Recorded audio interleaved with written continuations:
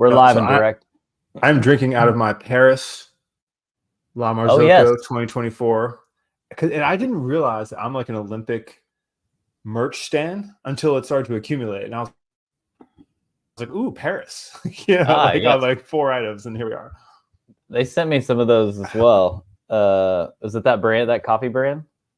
Or that La brand? Marzocco. Yeah. Big shout out. Indeed. But it's funny, I have a good collection of like versus stuff that was sent, stuff that was bought. I realized maybe I am partial to the Olympics. This is like a thing that happens when you get older, is you're like, you know what? No, I love the Olympics.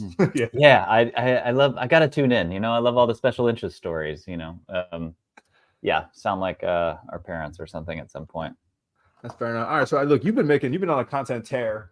Mahomes, all kinds of stuff going on. What's happening in your world? I see videos. Maybe it's just my algorithm. Every time I log in, Jordan's moving. So what's wow? It doesn't feel that way. I appreciate that. I've been kind of down for the count this week, but maybe it's because YouTube went up, right? Whenever you get someone's YouTube like right in your face, you load, you're like, oh man, this guy's going for it. Yeah. Well, I finally, you're my YouTube Yoda, and so I finally did a video on signature shoes on YouTube, powered, yapped for 15, and tried to edit it and get it up there. YouTube's just a different beast, but I do think people want a little bit of longer form, explanations and content sometimes. And so, had some interesting discussion. There's a lot that's been swirling around, Caitlin Clark just won Rookie of the Year in the WNBA. Did Nike do enough? There was a lot of, Does she have a signature shoe, or is she getting a signature? Is there a conversation? She is, but they've said basically it's not happening till 2026 or 2027.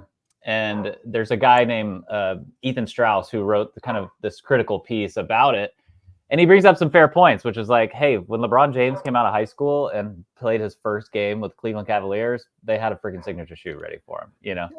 Look, and I'm a massive NBA stan. I love basketball. I love the NBA. It is interesting that, especially with the way the pro deals and things are structured now, the WNBA has equal weighting. All right, let's say 34% weighting on my feed versus the NBA. But then obviously all these things are they just were not prepared for this. None of the brands were prepared for it. I can't imagine that the Caitlin Clark shoe would not just be a massive. It's different than when the running guy who wanted his Adidas shoe in the Olympics, who no one really knows, asked for it, versus when how many girls are going to be buying that shoe for any number of reasons, and then obviously vaulting her personal brand to another level. It's definitely seems like a L. But I noticed some comments in your YouTube video. People were commenting oh, this is very much like how skate teams and stuff do that too. What are some other cottage industries that should be doing signature shoes more? Gosh, great question. I think that guy was, talking about all the different factors, I think that's swirling. And one of the things that in the YouTube video that I'm discussing is, all the different factors that have to come together. It's easy to be critical, I think, from the outside, but as there has to be you got to be able to perform on the field. You got to have a team around you who can kind of help guide. You got to have the, cultural zeitgeist sometimes, like Caitlin Clark. And, so God, that's a great question. What other industries should be doing signature products? Well, I'm just saying because skate obviously was a huge thing. And when those shoes came out, and look, it's a deal, right? I think we talked about so much in marketing as where can we get these touch points, these conversation points? And someone commented, the Adidas kid, speaking of relevant handles, had commented Caitlin Clark was arguably the biggest basketball player in NAM. I think she should have had a shoe for her debut with a crazy rollout. Even if you don't get it for the debut, the chances she was winning Rookie of the Year were what, the odds were, as close as you can get. Yeah. That is a point that they knew about for a long time, that they could have done the crazy rollout with then. And these brands are all planning their calendars, et cetera. And I look at that too. So say you are a skate brand, and, and skate is having a bit of a resurgence. I don't know if you saw what Vans did at in Paris, but they had a real cultural moment there with all the right people and putting something interesting together. And I think obviously even if you're in those subcultures, giving people those moments where they have their shoe, they promote it, attaching it to other cultural things, a really smart way to think about marketing strategy. So I think what we're seeing here is just funny to see something be so missed that is such a layup. Yeah, no pun intended. I think that this is an interesting one, and I'm curious what we've had discussions about this where brat summer, the trend where it gets so intense and so much conversation that people are basically sick of it really quick. And I think this Caitlin Clark thing might have had the same thing, and it became this like Rorschach test for anybody in the social media sphere. Some people viewed it as a race thing, some people viewed it as a gender thing, and everybody kind of co-opted it for whatever their point of view was and their vitriol. And then I think the brand got really scared, and so like this guy in this piece basically says like Nike basically got scared of getting yelled at on the internet, and so they backed off and stopped doing so much. Man, so and that's so interesting. This is a classic example of being too close, right? Like, because here's the thing: is if you are in the echo chamber of Twitter, of sports media, of whatever, you have heard about it too much, right? I'm sure you're just like, oh God, I don't want to touch this. If you are like, I live on a street with a bunch of other dads, right? Like I have a bunch of guys I work out with in Orange County who are not terminally online. You know what all of them think is amazing is Caitlin Clark, right? Who every one of their daughters thinks is amazing and who have no idea about that conversation that's happening. And like, that is the shoe buyer, right? Like, Well, and not to mention, and I think this is the bigger challenge in some of these issues. What I saw is, at these brands, who's working there, 20, I've been in Texas too long, 25 to 50-year-old, coastal elites, if you will, right? Like just people who are, we're just pontificating about what's happening in the internet sphere and all that. The people who are actually consuming products, particularly in sports, are like 15-year-old, 12-year-old kids in the middle of Idaho, in the middle of Texas. What do they care about the latest political conversation of gender and race and all that? Like they just want to play basketball, and they want to have fun. And I think you're right. To me, it looked as an example, the Caitlin Clark thing. I did a video this week and said, hey, I was kind of justifying, because I've been inside Nike. I know why, all the different factors and the challenges of why they didn't do certain things, but that's ridiculous. If you just pull away and go, they had the biggest lightning rod in an absolute generation, and they didn't really capitalize upon it because of what? They're afraid of the internet's going to be mean. It's kind of ridiculous. Yeah. So interesting topic thing to think about. I think we'll parse along here the next one about 10 minutes. And Ashwin is joining us. He just said he's in a meeting that's running late. Hopefully he is securing the bag. He is securing the bag. Let me show you one more signature example this week, Oren, since we're going to go sports. Patrick Mahomes Patrick Mahomes went to Texas Tech out here. He has a partnership with Adidas. I have a take that I think Patrick Mahomes is the best endorser in America since LeBron James. Certainly outside of the country, you have Messi and, Cristiano Ronaldo.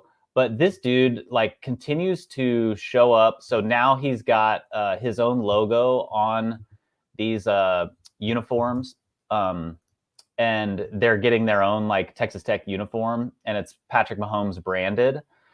He ended up signing a few athletes to an NIL deal through this as well. And I think this is just an interesting evolution of how a brand is partnering with an athlete to carry out their dreams. And I think probably not enough brands are thinking about what are the goals that your athletes have, and how do you, or endorsers, ambassadors, what are they trying to accomplish, and how do you come alongside of them to try to carry this out so that you get this buy-in? Because then this dude is so hyped. He's ready to do it. He loves his alma mater. He's excited to show up. He's flying in for a day to debut stuff. And you've worked with athletes and celebrities and entertainers, and usually it's just that you're trying to rip the Band-Aid off. They're annoyed. Either they're stoked or they're not. But if they're stoked, it's so good. And I think it's hard to find things that these athletes are going to get stoked about, or big time ambassadors or celebrities who have their hands in a lot of things. And so if you find those things that they're really passionate about, you come alongside, you end up getting, 1 + 1 = 3 in this case.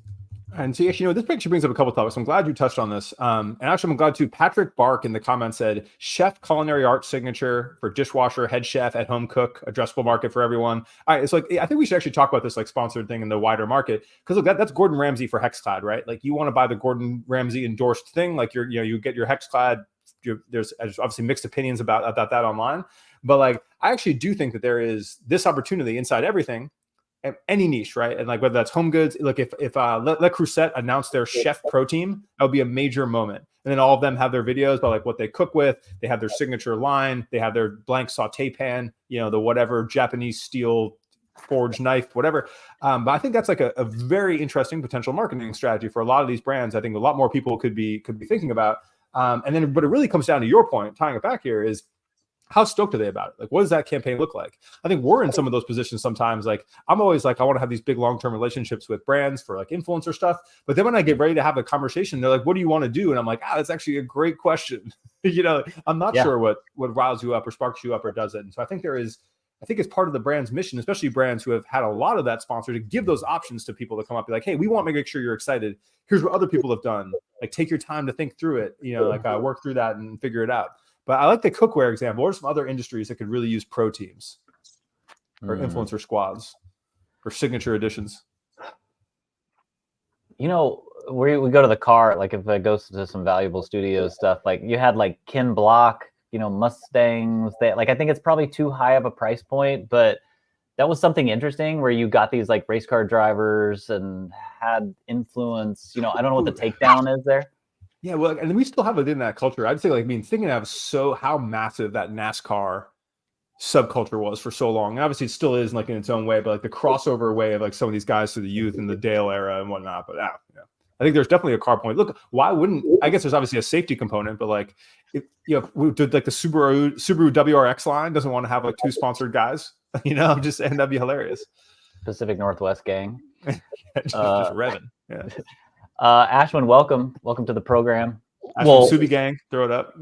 That's right. Well, we know Winnebago needs a pro team. We do, and we have just the ambassador for them here. Just the right ambassadors. I know Oren was talking to Buick, but Buick, another classic boomer brand. Winnebago, classic Great American iconic boomer brand. This is your new pro team right here. Yeah, I love it. Hey, I'm ready. I was saying, like, Buick, can we put an eagle on anything? I'll put an eagle on a minivan. I know. I'm saying, just like let us cook. Well, I actually think the Winnebago. So I saw this dude, Eugene Brand Strategy, this Australian guy. He's got some really great takes. And last night he had this one about how collaborations need to have tension in this new era, and it was a really good, I think, insight and take where, today, if we're just scrolling, things need to if they just make sense, you kind of compartmentalize it and move on. Yeah, versus look, if Olipop had Sabrina Carpenter and JD Vance on the same collab. Yes. I'm watching. I have no idea what's about to happen. Absolutely. I don't know what's here, but I'm just like here. And he talked about, a brand as spectacle, which we review every week. Liquid Death is basically a brand as a stunt, and so it's a really interesting thought, in today's day and age.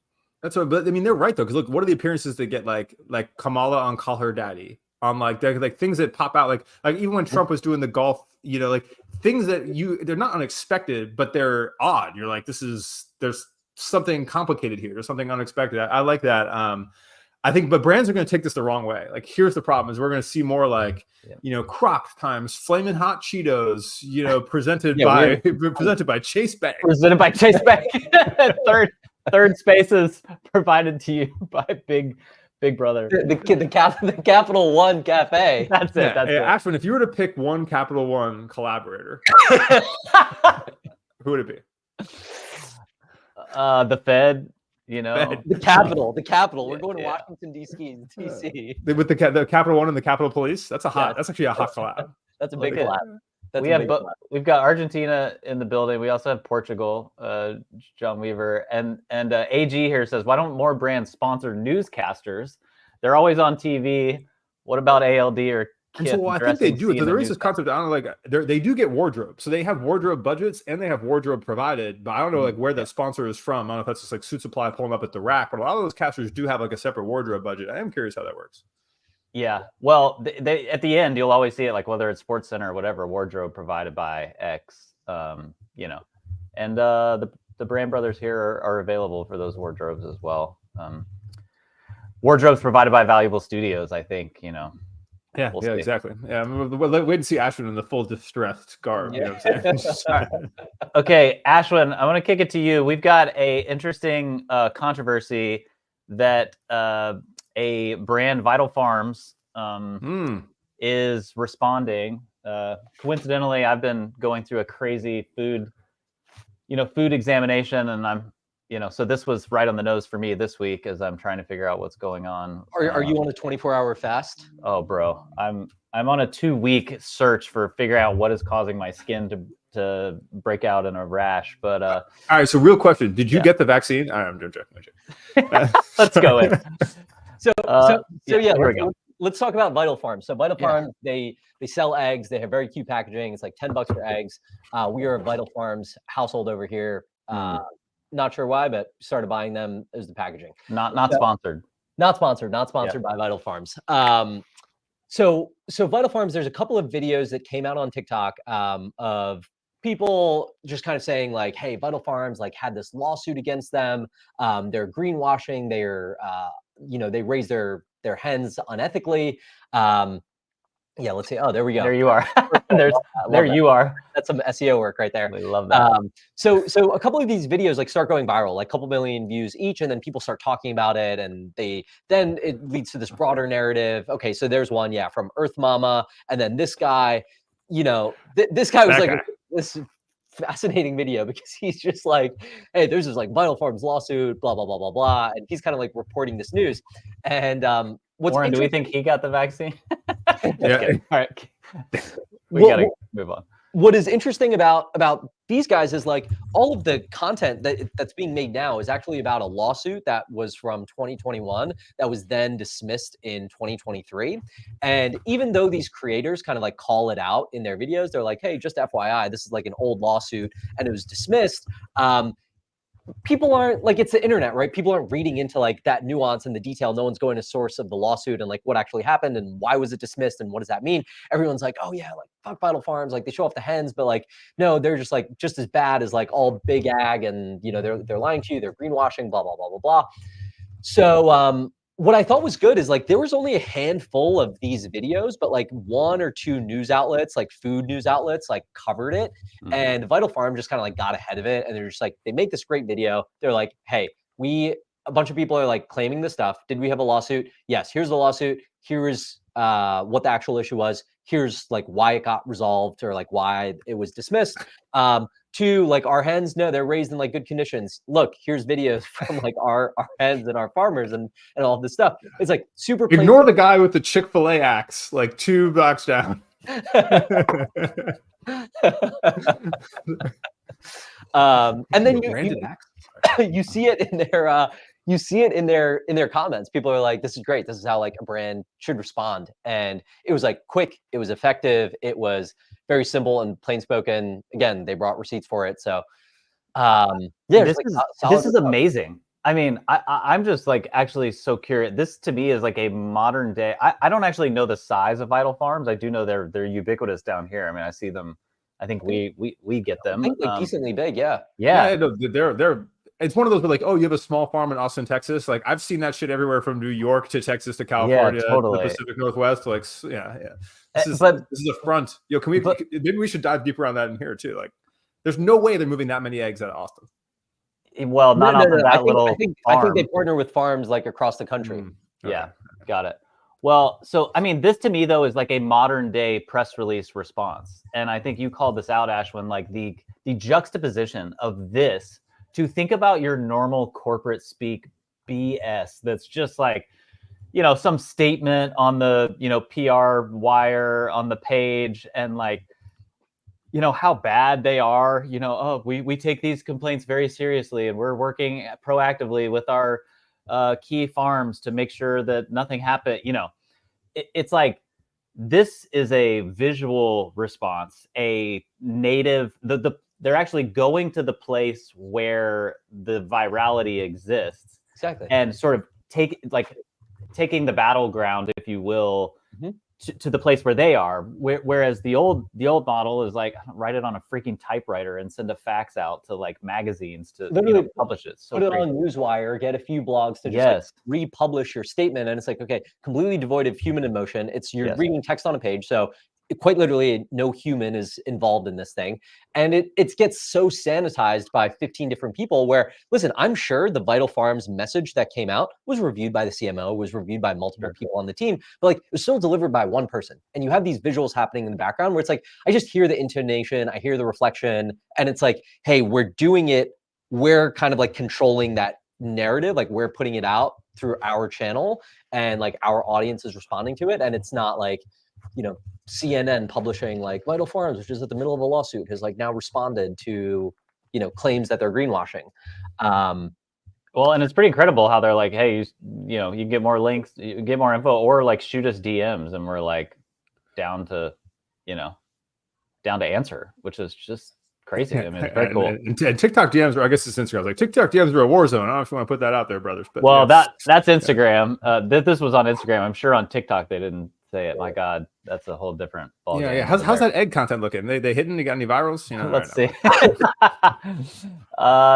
If you guys were creative directing an egg social media, would it be like Meet the Chicken? Are we branding these chickens, recurring TV series with the chickens? Are we recreating Chicken Run as an Instagram account? Like, what are we doing here? I would go to the Portland Farmers Market, which to me is like the peak farmers market. Yeah. I remember looking at Walmart. Yeah, bro. Yes, it's like at the Portland Farmers Market, they literally had picture albums of the chickens with their names and like where they were. I mean, it was wild, but you could take that in a few different directions. I think about, have you all seen those? There's a lot of like farmer content out there of people who have like emus who like are coming after them and like having funny jokes with them, and sheep and llamas. And so I think you could totally do that with chickens as well. Yeah, I'm doing man on the street with the chickens. I'm interviewing them. When you saw who was it? It was one of those guys, Mr. Beast type folks, who had like the chicken as the gimbal because of the way the chicken's heads move. So you had the camera strap for stabilization. Yeah. That video is smashed.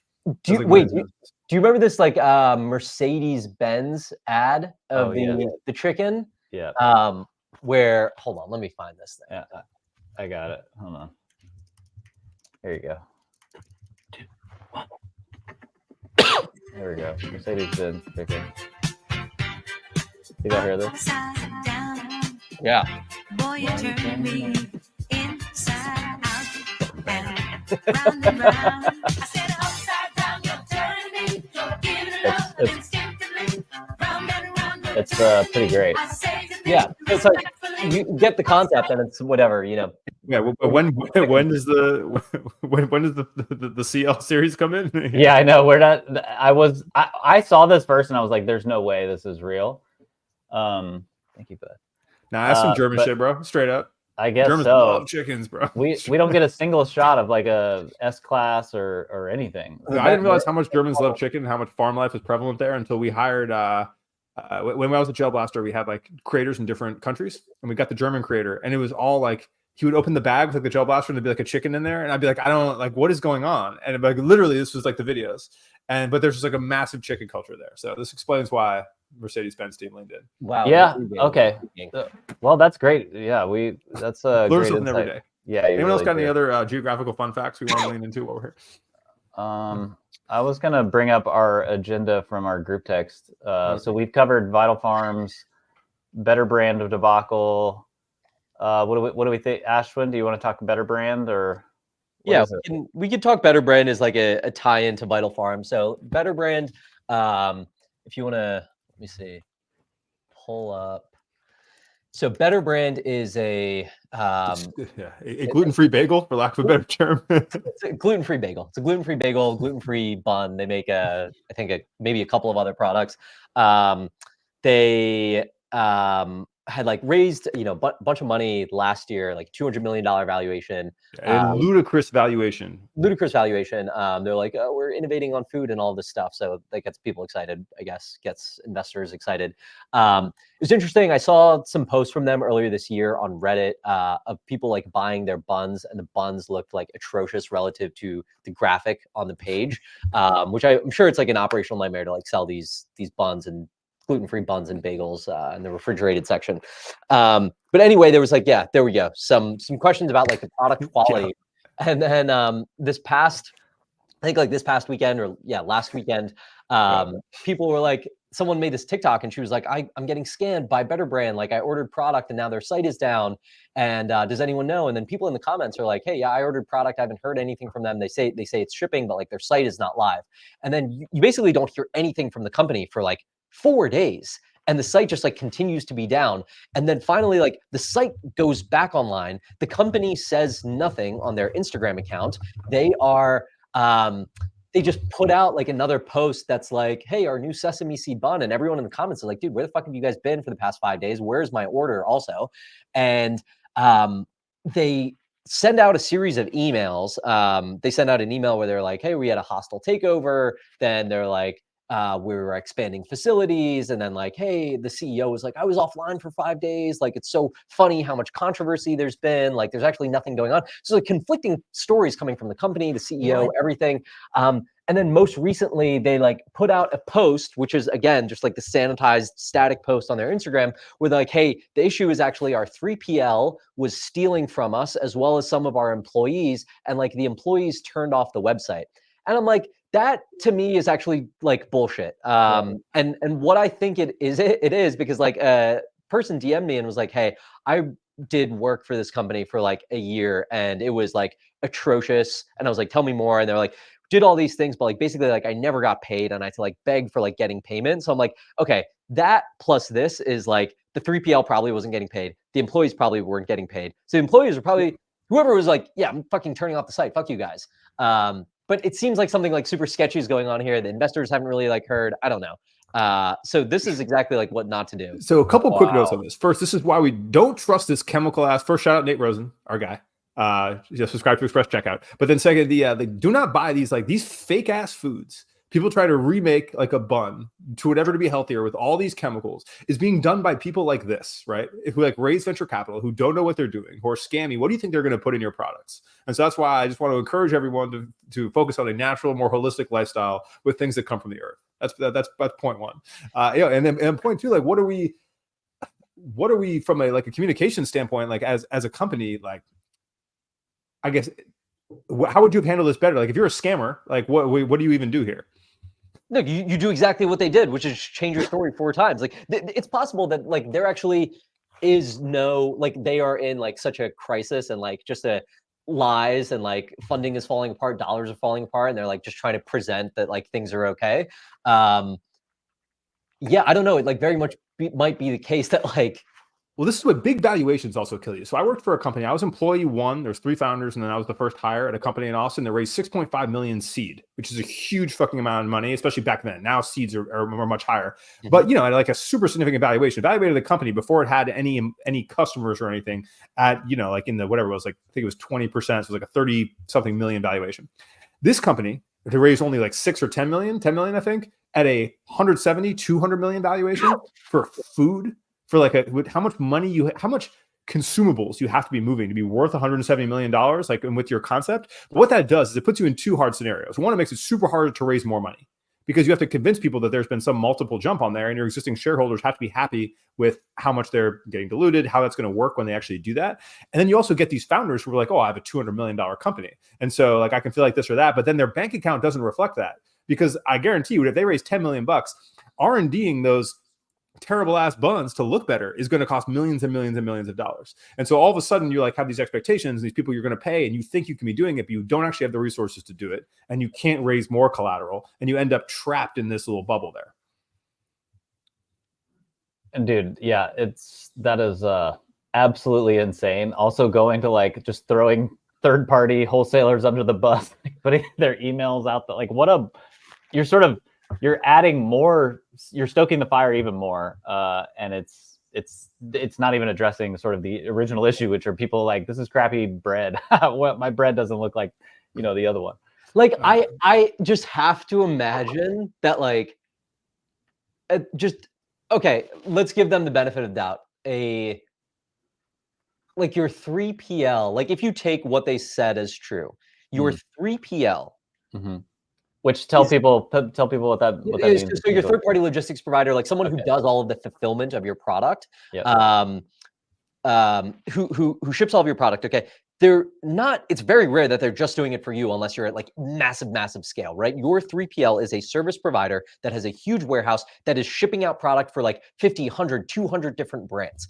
Yeah. So their business, their entire goal of their business is to like ship out products on time, offer good customer service, and like never fuck you. Because if they fuck one of you, you're just gonna like go find all of their other clients, like trash them in public, and that 3PL will never have a business again. So like the thought that like your 3PL was like stealing your inventory and your money that doesn't check out to me. What it really probably is like you were delinquent on your bills to your 3PL, which like happens all the time, right? Like brands that are in like tough financial positions stiff their suppliers, or like they're on net 30 and they're like, 6 months later, they're still not paying those suppliers. And so at some point, that supplier is just gonna be like, dude, you have to fucking pay me. And if you're not gonna pay me dollars, I'm just like not gonna ship out your product, or like whatever that inventory, like I'm gonna take it and light it on fire, let's say. But like, yeah. And so this seems like there's just room here for the 3PL to be like, yo, you're like talking about me. Like, I'm just gonna like share the truth and like whatever. I'm gonna like sue you for, who knows what. I don't know. It's all very sketchy. Yeah, well, Woj, we've got sources in the chat here. Woj telling us. That, yeah, of course it's Woj. We snip Woj bomb on Better Brands. CPG Woj bomb. Woj, we're gonna hire you just for your name. All right. So okay. Woj bombs coming I'm curious if this CEO was on like Forbes 30 under 30, because like there's a pretty good correlation with like sketchy, fraudulent CEOs and like being on 30 under 30. Fucking Sam Bankman-Fried was on there. What is the Theranos chick? Elizabeth Holmes was on there. Like, all these people who end up like being disasters were on the cover of like these magazines. So I don't think she's a 30 under 30, but she is featured in Forbes many times. Yeah. All right. Okay. Speaking of founders who might be sketch or not, I'm gonna throw you one here for y'all. Crossing over So I have just been paying attention. Like over the last few weeks, I see Zuck in my feed a lot more. They're partnering with creators. He's doing sunglasses. And I went back and listened to one of my favorite podcast, The Rewatchables, which basically is like Bill Simmons and a couple of film critics go back and watch the most rewatchable movies. And this week is the 14th anniversary of Social Network. And it's one of my favorite. The Social Network is directed by David Fincher, just incredible film, written by Aaron Sorkin. And I'm just thinking, like, I was listening to them talk about Zuck like 4 years ago when there was all the Cambridge Analytica stuff. Like, he was basically enemy number one, this guy here who's testified in Congress. Like, the rebrand that they have pulled off in just 3 years or so, I don't know how many people are buying it, but like, it's pretty wild. And I don't know who they're paying, but they're doing. No, I will say, yeah, Zuck has been based for a very long time. So I remember 12 years ago when I worked at a firearms optics manufacturer, Zuck came up a lot in conversation because he killed and harvested his own meat. He would only eat meat that he harvested himself. This was like from like a young, like early era. So he was just hidden based, right? This is something like that was known in the hunting community. Yep. But then also after that, one of the brands I've done a ton of work for over the years is Liftfoils, which is like the surf hydrofoil brand, which is the one where he was like carrying the American flag on the thing. And people don't understand, like, so like downwind foiling, which is the thing that he's doing there, where basically you're on a surfboard, then you have a carbon fiber mast attached to a carbon wing underneath that. Yeah, what he's doing on this exactly.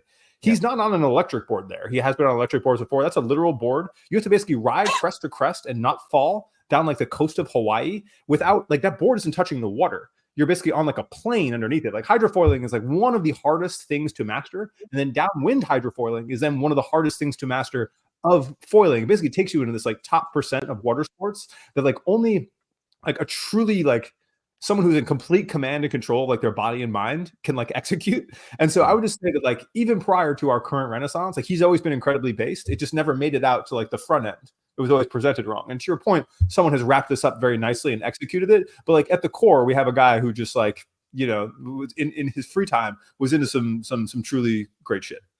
Well, Elon could probably use the PR firm that he's utilizing. He's not really based at the end of the day. Like, the end of the day, like, guys who like care about physical fitness and like do MMA and like hunt their own meat, there's a lot of differences than like guys who can like preach like right-wing talking points. And it is what it is.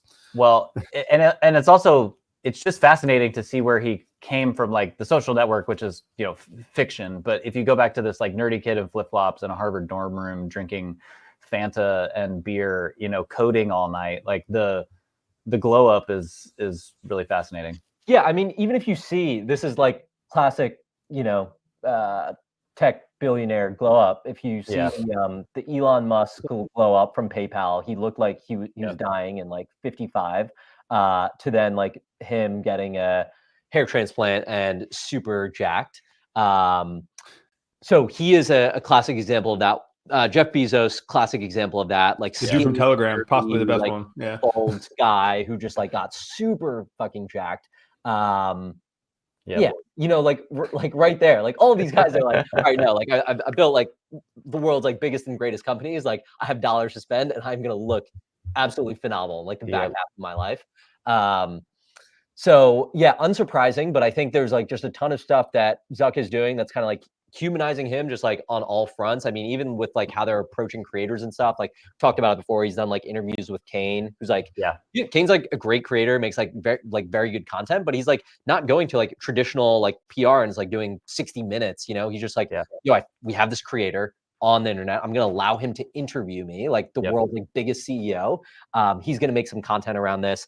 Then he's like, hey, like I love my wife so much, I got her a custom like Porsche minivan. I saw here's that, how I did it. You know, it's like he's hitting it from multiple fronts where he's like, hey, we're not talking about all the shit that I'm like doing on the corporate side. It's just like I'm a fun, family loving guy. With West Coast Customs throwback. I'm hiring the Amiri. exhibit. Yeah. So, Amiri and West Coast Customs. I was like, oh boy, yeah, like, but guy who lived in East LA. Yeah, like, okay, I actually do. Since we're on this, to me, Adam Mosseri, the Instagram CEO, is incredible. I mean, having come from a big corporation where you're basically getting anybody at Nike. Any VP that would be trotted out in front of you had like very scripted talking points. Like they struggle to be human. This dude is incredibly hated, but he's just spitting. He's just out there being like, you know what? Yeah, I mean, but like I think maybe he should make handles better it. content. Yeah, totally. I think he handles it like so well, you know, and it's like. But I think it comes across to us where we respect that really well, and I think consumers really hate it because he's just telling them stuff that they don't want to hear 24/7. Yep, that's fair. People should kind of get over their victim and everybody's just like, oh, where's my reach? Don't log into Threads, brother. Yeah, I know. I've seen it. Where's my reach? Make better content. Yeah, where's my reach? I just want. And we talk about this is a good point. We reiterate this in the group chat all the time, but like content gets better absolutely constantly. So if you're out there and you make content, like we are all constantly looking at like, oh, if our stuff is down, it's because other people are getting better. Content is getting better all the time, or we're just not making good enough content. That is you've never heard once in a group chat of like real creators, or in our group chat specifically, no one's ever been like, wonder what's happening with the algorithm, I'm screwed. The answer is always, I need to make better stuff. And so it's just a reminder for you and for your brand. That is always the case. And when you talk about shadow bans and stuff like that, the only scenario with which that is a thing is if you are in like cannabis or cigarettes or any of those kind of things, vaccine stuff, and you mention that kind of stuff, sure. But if you are not doing that, and someone, I remember I had gotten something on Twitter where they're like, I think the All In podcast is shadow banned on YouTube. I'm like, that's a couple 100,000 views. And they're like, yeah, but it should be huge. I'm like, or it's just actually the YouTubes are not that great. And it might be your favorite podcast, but that doesn't mean it deserves to have Call Her Daddy views where the YouTubes are good, you know? It's so true. It is absolutely I don't know if meritocracy might be the right word, but it's just like if it's not performing, to make better stuff. And usually when I have a video that goes, I can immediately, like the second it gets posted and I see that it's not, I'm like, this should have been different, or that should have been different, you know? Actually, one thing I want to talk about, we talked about this bit in the group chat, it might be fun to hit here for 5 minutes, is making good branded content. So I was very relieved earlier because I did a video out with Paperless Pro today. I've been doing a lot of branded content. So I'm like, every time now I'm like trying not to have it flop. And it's like doing completely respectably, even with the paid partnership tag. And I'm like, whew, you know, like, and it took a lot to do that, right? Where I was like, I like this brand. I like the stuff they're doing. I'm trying to make a fun video. I do still have to hit like this long list of talking points, which are like kind of overboard, you know, but it like ended up going pretty well. And I put a lot of work into that. I know you guys do too. And Ashwin, this is a popular topic for you. How do you guys go about, I'll break down this for 1 minute, but then like, how do you go about making good branded content? How do brands come to you for good branded content that works? And my strategy here was I was basically like, look, I'm going to deliver a ton of value in the front end. I'm basically going to be like, if you're any brand, here's cool events that you should be doing. You should consider that are off the beaten path. So you can, and I will use Paperless Pro to make the flyers for each of them. So there's like something to tie in. And then I'm going to go, here's how you use the platform to actually do the logistics. So if you've made it through and you actually are interested in that, okay, now here's how I use this product. And it's a long video, but it works. It's bookmarkable. It tells the product apart, and it's going to do respectably, even with a paid tag, because it drives value. I'm curious how you guys look at it when you want to make if you have carte blanche and you want to make something that works for a sponsor, like how do you do that? How should brands be approaching this? So how I think about it, and I think Oren, especially you and I, we do a lot of like software and kind of like B2B plays. And I think the content that performs the best there is when we can integrate it like very naturally into one of our workflows or one of our businesses. So for example, like I'm doing some content with Fiverr Pro right now, and they're like, hey, this is like what we want to communicate. We want to communicate that we have really good talent here. It's like pretty low cost and it's like a good turnaround. And I'm like, great. I have 2 businesses where I could use a ton of different freelance talent for. A couple of these videos that we're going to make just like I'm going to hire that freelance talent. I'm going to put them on a project. I'm going to do the project, and I'm going to talk about that entire process. How I found this person, was it easy to find? These videos haven't gone live yet, but it's like I'm actively working on them, and I'm like, that is so great because I can then very much weave in the narrative of like, hey, if you're scaling like a small business, or you need like, you don't always need full-time hires, or like you don't need like the most expensive hires. You just need these one-off things to do. It is so much better for me to be able to show like the proof of that, right? Where it's like, I went and did this thing. Here's the result I got. Here's like how you can do it too. I think it makes the audience trust it that much more. The audience has like familiarity with the stuff that I'm working on. So it's like, oh, it's like super natural fit. And he's not lying about this thing. He's not like making it up. And so wherever possible, I always try to find this angle of like, how can I integrate the service or offering into something that I'm doing, or speak to a problem that I've faced from like my business or like content creation or whatever itself. If I cannot do that, then my angle has to be like, okay, if this is something that's like pseudo dry, if I'm talking Salesforce, like I gotta find a funny hook. I gotta find a funny hook in here, and like let me be like do a kind of like dry humor style. Let me like lean in with this kind of like crazy off the cuff hook. It's like the brands that say like, okay, yeah, you have like total freedom to do that, then it's great. It's when they have like, hey, we're trying to sell this like pseudo boring offering, but you have to stick to our scripts for it. Then I'm like, dude, this can't go anywhere. So that's how I think about it. I really wish that video you did where you held the dollar bill up to the front, I think it was the Black Crow video, and then pulled it away. I wish that had popped off, because then we could be trolling it like all the time. Because if like it was that's so we could just be like on the live being like, I know.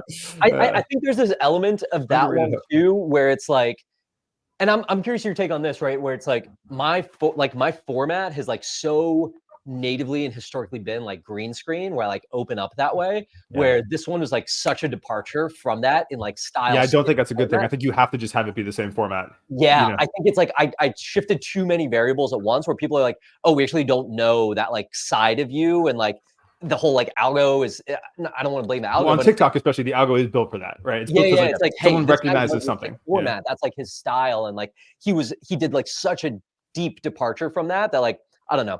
Ashwin, I actually loved your.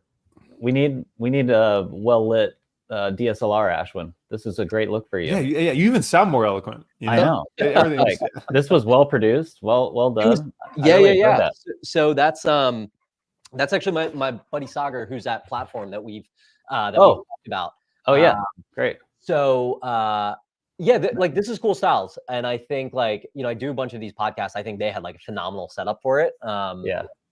I should try out something with a little bit more high quality. Yeah, the key here though is like they did a really good job, like a very native, great hook and a clip that like worked really well, you know. And if we actually had our S together, we would have clips from this show every week, but we don't. Yeah, well now I'm structuring the YouTubes to be like that. So like, okay, I'm doing it in this format where it's like everything's a 90-second thing, so I can just hit 60. But then also afterwards, you'll just watch through and be like, oh, I should just hit that as a 60-second while the camera's set up.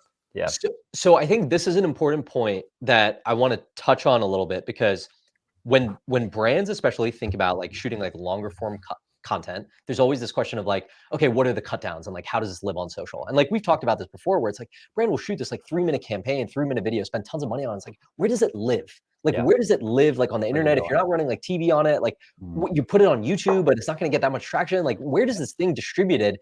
And like, oftentimes when I'm talking to like producers or like directors or writers, they're like, I don't know. I'm just like hired to like make the thing. I'm not asking how the thing is distributed. Totally. And so there's like a kind of like disjointed process in this, but what I think is so important is like whatever you're making, right? Whatever like longer form asset you're making, you need to think about like the distribution of that asset. And if so much free organic distribution comes from short form, it's like, okay, what is the 30-second cut down or minute cut down that has a really interesting hook and is like a really interesting narrative? And so how we put this into practice recently is like we did a long form shoot at HubSpot 4 weeks ago now, where we're like top X of 2024, right? Top rebrands, top social campaigns, top everything. When we were planning that and scripting that out, we're like, okay, here is the question that Oren is going to open with. Here's the 30-second response from Jordan. Here's a 30-second response from me.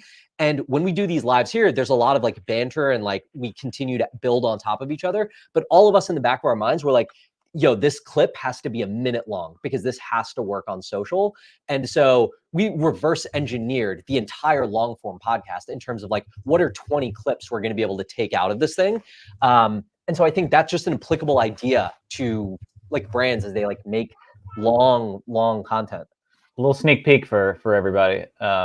Yeah, I mean, you kind of need to be maniacally obsessed, like some of us, and some of us go deeper in, like Oren. I think you do a great job of figuring out ahead of time. And well, now I'm just building. Once you get enough in it, and you're like, okay, I want to get value out of this. And also, we start having editors. It's the same thing. Like I'm structuring like my video that comes out Sunday, and then the one I'm recording now are they're like reaction videos, quote unquote. It's like a YouTube type where we're basically, and this is very much like what we did on that live, where it's like here's 10 things in this video. And like this one, so I'm prepping one, I'm like halfway recorded for that should be done today, which is I'm basically ranking luxury brands by their social media. That's the concept. And I'm basically being like Ritz-Carlton, you're in the you're medium. Burberry, you're towards the bottom. Givenchy, you're at the bottom. Jacquemus, you're at the top, whatever. But in each one of them, I get to be like, take. Jacquemus is a little example of X and Y. And then it's like, all right, example. And then I'm on to the next brand. But that is built for short form, right? Where it's like, cool, I'm now going to have 10 of those that are my long video. I'll have an intro and an outro in the middle. But then I have these 10 ones. I can go look at all 10 of them and be like, okay, which of these are actually good enough and compelling enough and short enough to then put on short form? And then you link it back to the long form on YouTube, and then you take it to Instagram, whatever. And I think like it took a long time to be able to not only understand that that's the format that works, because I think a lot of us understand that that's what works, but then actually make a way for it to be good and like write with that in mind. But then once you have it, you want to continue it like in perpetuity, right? Yeah, and if you're a brand, I mean, you just have to be, like all of us, I think, when people say, oh, make a video a day or whatever, the thing there is not that the algorithm is rewarding you. It is that you are getting better. You're getting reps every day to figure out what hits, what doesn't, what connects with people, what doesn't. And so I think it's a good lesson for brands to remember. And if you're in that, like, you just have to try some stuff. And Oren, you're good about preaching this, is like, if you're not flopping pretty regularly, like, then you're not trying hard enough, And then you'll start to notice one thing. I've been really trying to flop, like really trying to experiment and do more things. Yeah. And it was funny. And at the beginning of that, I was like, okay, definitely some of these are bad. And now it's like kind of everything does good, because people grow to expect you to do different things, especially on Instagram. Okay, we've got a couple of rebrands in this world. Do we want to Mountain Dew? Should we take a look at the Appalachian? I almost made a video on this. I wrote it and was like, it's actually not that exciting. Mountain Dew did a good rebrand. They basically took it from MTN. They added back in Mountain. They put some like Scotch Brite AI looking mountains behind it. I like this a lot more than they had just announced the like Mountain Dude or whatever, like a few weeks ago, where it was like trying to do their most interesting guy in the world type knockoff that was actually really whack. I do appreciate that, this is like, I don't know, brings back their nostalgic customer. They get to tap the mountains, whatever. Will it sell a bunch more Mountain Dew? I don't know, but they did say it tested a lot better than the previous. But I like it. I think they did a good job on it. It's good for them to be more nostalgic. Mountain Dew is the only good soda brand, in my opinion. Oh, wow. That's a hot take. That's my hot take. Olipop blender. Ashwin, are people going to be picking this up now that we've spelled it out versus shortened it? I don't know. I think it's solid. I think it's solid, but who knows if that's going to reverse fortunes of declining Mountain Dew consumption? No idea, but who knows? Yeah, I have been now that I need probiotics, prebiotics. I've been getting the Olipop and the others. I dig them, and they don't have like sugar, man. Mountain Dew probably has 68 grams of sugar. Mountain Dew will kill you for a can. I mean, but it's unapologetic about that. It is. You drink a Code Red, you know what you're getting in your body. Lean into it. I think they should lean into it, no doubt. All right, or we've got Ritz-Carlton, we've got Lewis Hamilton, Crocs for Claw. Where do we want to go? Yeah, let's talk about Ritz-Carlton for a second. So Ritz-Carlton is one of my favorite luxury social medias for a number of reasons. Specifically the Ritz-Carlton London, but we'll talk about Ritz-Carlton Core today because they did a short movie. So first they launched merch. Oh, yes. So they launched merch with this brand called Late Checkout. Yeah. And it's like, so Ritz-Carlton doing merch, and it's like kind of like Percival-y merch. Yeah. Yeah, and you'll see they have this late checkout. Like, so they did this little movie. They got some famous guy. I think he was he was the dude from PETA from Hunger Games, right? I did not recognize him, but it like this was incredible. Yeah, so they made their little short series. It's like a Wes Anderson fame or whatever, but they have him on 2 posts. So basically, the funny, like breaking this down tactically, He is in 2 posts. Both of those posts have millions of views. He has 2 million followers. He's in the collab post with them. Late Checkout is also on those 2 posts. Ritz-Carlton's posted like 6 times. The other videos have not done amazing, but that's fine. They're building it up. They're building like a series. But it's just great to see a luxury brand of this caliber experimenting by like, hey, we made a movie. The call to action is to go to the YouTube, which has like 11,000 views, to a point of like, they don't quite understand the distribution of content here, but it's completely different for them. It calls out the merch and stuff super well. It's completely unique. They use an anchor influencer, which I always highly recommend, especially when you're an existing brand who doesn't do crazy social, who's experimenting. It's like, he's got 2 million. He's only posted twice before this. Like it's a really, it's a good example of using celebrity for that and contracting him into the deal to get the exposure, and probably sold them a lot of merch and made them an inherently more interesting social brand. So I just thought that was a really interesting play. And it's rare we see this in high luxury. Is Josh's engagement rate is probably through the roof right here. 4 with posts, a celeb, 4 posts, a couple million on each. Incredible. Yeah, it was so creative. Bima sent this in the group chat, and it was like, wow. I mean, I don't know who's. Go to the brand, click the other 2 in the late checkout brand. Yeah, because their whole thing is kind of like this vibe. Is right? And so so you scroll down to see the merch. Like this is all Ritz-Carlton merch. Once you start getting down into here, and again, it's like Percival-y, Drake's. Yeah, Hamptons. Yeah, it's like it makes sense, and it's not like what was that brand that went into Target and fought Rowing Blazers? Like it's wow.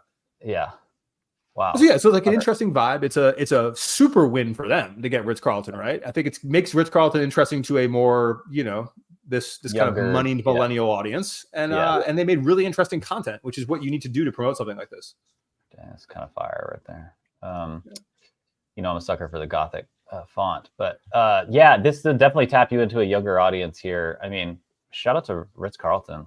And what I want to say, so if you have a second, bring up Ritz-Carlton London on TikTok. Yeah. So Ritz-Carlton London is the ultimate luxury TikTok, in my opinion, and especially from experiences. I use this all the time as I get in these conversations with like hotel groups and stuff like that, or we're like, how do we make content? And I'm like, well, there's one person who does it, and it's Ritz-Carlton London.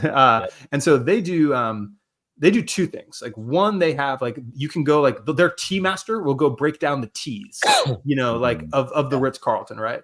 And then they do these like almost like parasite luxury, like little examples where it's like, hey, they're making the room service for you. Like they're doing like, the table side and like explaining it. And basically what I feel like this does in the feed for you is it gives you like your 2 seconds of like, oh, I'm there. Like someone's making this for me. I have my little escape like in my algorithm for like some luxury thing I've like dreamt of doing. And it kind of like has and these are really well executed, like short form little videos that are obviously catchy. And they do it in a number of different ways. And you'd be like, oh yeah, cool. I'm like, I'm having brunch at the Ritz, and they get a lot of engagement. And it's great, especially if you have something that has this like heritage feel, which I feel does really well on here on social and that versus like the more like modernist coffee shop feel. I think it's a great social strategy, especially for an individual location, for like a one hotel. Right. And this video is amazing. If you're going to go watch one, go watch this, where like, this is the tea dude. He goes and breaks down a bunch of like esoteric info on teas. He's obviously stoked about it and like loves serving tea at the Ritz-Carlton. It's been there for 20 years. And like, this is great content. I agree. This is really interesting. I think this is a great principle for brands to be thinking about, where we're often like looking outwards to go, oh, who's the celebrity I can bring in to do this? But in today's day and age, all you need is actually, you have someone who's incredibly passionate about one thing and really good at that one thing, or charming, or has a great accent, or, and you could interview them about their topic, and that passion will always come through. And that's the thing I think that, not enough people understand that is compelling, is I could listen to someone like, I don't know if you guys have seen the guy who does like trains, who's obsessed with trains, but like I follow him because he's so excited about a train. I don't care about trains at all, but that passion is like, infectious. A 1,000,000%. A good example of another good example of this is American Express has this guy named Ira, who is the corporate archivist. And he has been there for like 30 years. And every now and then they'll make a video where he'll just be like presenting something from the American Express Museum. And he was like, hey, in 1947, this is how we like had to run credit card payments. And like, this is what this machine did. And every single one of those videos like does extremely well. People in the comments are like, Ira is a national treasure. He can never leave American Express. And so, yeah, he makes like phenomenal content. There he is. He's super passionate about this stuff. And it's funny because it's like it's so simply shot, right? If you're a brand like American Express, you're like doing all these like insane, like hyper well-produced shoots, like spending millions of dollars on it. And it's just like, hey, it turns out like some of your best performing content across your socials is just like this guy in his room talking about the shit that you have at like MXHQ. And I think, this probably especially applies to, larger like brands that have huge budgets are always like, oh, we got to do like this big production, like booth at Coachella, film content around it. And it's just like, hey, there's probably like 10 people in your company that have been there for 30 years. Like let them talk about the thing that they're super interested in. Yeah. That's such a great call. Nike has this thing called the DNA archive, and they actually had a guy who was like the official historian of Nike. His name's Scott Reams. He's an incredible follow on LinkedIn, actually. And he's one of those people who's just like so fired up about, and I think it's perfect for this day and age. And we're often, you're too busy trying to think about some young, cool person who you could hire to do that when the, older guy who's been there from day one is, the one who can actually break it down really well. And maybe they're teaching the young, cool person, but it's such a great. This is also a message for any one of those big brands. There's another one I bring up in this fashion video I'm working on. Where like none of these fashion companies, especially and some of the ones who are shitty at social media, like really should be doing it, are using the archives like at all. And whether you get a person or you just show it, is like you have this wealth, and this goes for any brand with history of like vintage photo shoots, videos, ads, designs, products. Someone has something, right? And those fashion brands, they got everything. They're just sitting in vaults, right? And it's just like, okay, you get an interesting personality to just talk about that and have that be like a pillar of your content. One of the videos of like the 3 types of videos you mainly do. And I think it's just like, it is such a loss that almost none of these brands are doing. Mm-hmm. I actually want to compare this really quick because I'm fascinated by that. I think a lot about trying to get like hotel partners and, particularly in like the golf space and whatnot. So I'm looking here at Omni, right? They have incredible properties everywhere. None of their stuff gets good engagement. It's, it's decent. It's like well shot, but it's. So that's the standard. It's like, hey, I go make a nice video. Yeah, There's I no go personality. get them. It's like, but you'll notice footage. like Ritz London only does that on TikTok. It's like very interesting to see like where they experiment. And this is interesting too. And again, I'm doing a video on this, so I'm deep in it right now. But like the brands that really get it, like Gucci's TikTok strategy and their Instagram strategy are very different. And then like the way influencers are integrated, and you'll see like, yeah, there's just like a lot of this, like people who actually really consider both social networks and what they mean. And like even like Balenciaga's YouTube is like a treasure versus like the stuff they do in other places. And like you'll see people who actually take a platform by platform approach to this and have it make sense versus people that just like do some mediocre stuff on one network and then cross post it. Yep. That's it's a great point. And I do think, one of the things that my life principle is like less better over the last several years. And I think some brands. Did we lose Jordan? We lost him. He's taken down. Okay. That's good, man. But he's right in the middle of a take. He died as he lived. Just spitting, but on that note, actually we have some questions here. We can try and pop really down here. Jordan, we lost you for a minute, but I think we have 1 more minute left anyway. I was going to do this conversation about looking for inspiration. What do you search in your niche? So finding great social media accounts in your niche is really like TikTok search is still like the best way to go about it. Like search the brands in your niche and see what people are talking about. Search any of the topics and questions you have, and you'll start to see like creators like that. It'll give you the top content. I also recommend starting a new Instagram account and just following stuff in your niche, and the algorithm will like deliver that to you. And like you basically just make that account specifically for browsing, spend 15 minutes a day interacting when checking out that content and bookmarking it, and it will give you more of it. And I think, look, we try to take a holistic view, right? Like you want to look at your niche and see what's happening, but then also you want to look at everything else that's happening. That's why we have these conversations. We're constantly sharing links of like this thing in this industry, this thing in this niche, because you don't necessarily want to do the same things. You want to have a complete idea, and then you want to be able to experiment within that. Yeah. I've also seen like there was a definition that creativity is the ability to like take 2 disparate things and like bring them together. So like, yes, go deep within the niche and then pull way out and go, what's happening in other realms like that I could pull from that makes something unique and interesting. Perfect. All right. I got to pop off. I got this All call. Right. Yeah. Appreciate everyone joining us. Thanks everybody. Brand Brothers. We'll be in touch. We've got YouTube. We'll be on the road soon as well. We've got no call to actions. We're just no call. I know. We're just here. We appreciate all y'all tuning in. No, I think we do actually. This year in branding.com.